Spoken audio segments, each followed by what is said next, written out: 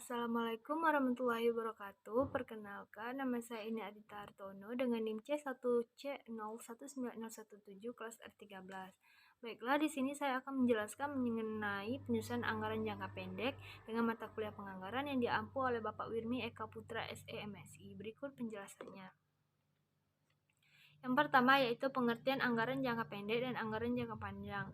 Nah, anggaran jangka pendek atau anggaran taktis yaitu anggaran yang dibuat dengan jangka waktu paling lama 1 tahun. Nah, anggaran ini untuk keperluan modal kerja merupakan anggaran jangka pendek. Anggaran jangka panjang atau anggaran strategis yaitu anggaran yang dibuat untuk jangka waktu lebih dari 1 tahun. Anggaran untuk keperluan investasi barang modal atau capital budget. Anggaran jangka panjang tidak harus berupa anggaran modal. Anggaran jangka panjang diperlukan sebagai dasar penyusunan anggaran jangka pendek. Nah, penyusunan anggaran perusahaan. Dalam rencana kerja dan anggaran perusahaan, penyusunan anggaran merupakan bagian terpenting yang sangat diperlukan oleh manajemen perusahaan sebagai alat bantu yang dapat digunakan untuk mengendalikan kegiatan-kegiatan yang dilaksanakan perusahaan. Nah, salah satu alat bantu yang digunakan oleh perusahaan dalam melaksanakan fungsi utama manajemen yaitu perencanaan dan pengendalian anggaran.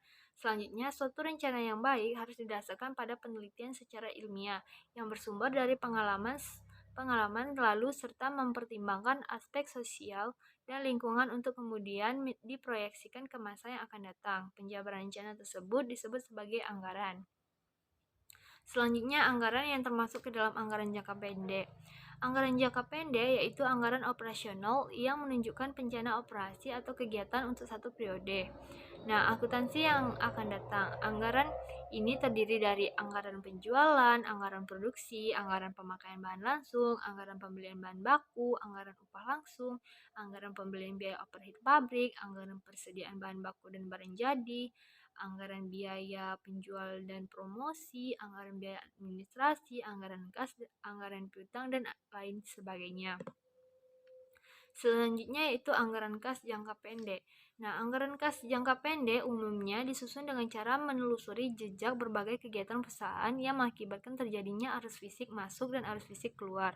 Nah, arus balik dari jejak arus fisik yang masuk akan mengakibatkan terjadinya arus kas keluar. Demikian pula sebaliknya, arus balik dari jejak berbagai arus fisik keluar akan mengakibatkan terjadinya arus kas masuk.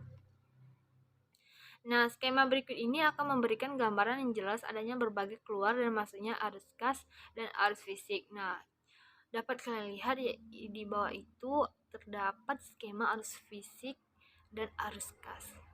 Nah, dalam skema tersebut terlihat adanya 4 pihak yang sekaligus menjadi penyalur dana dan penerima dana.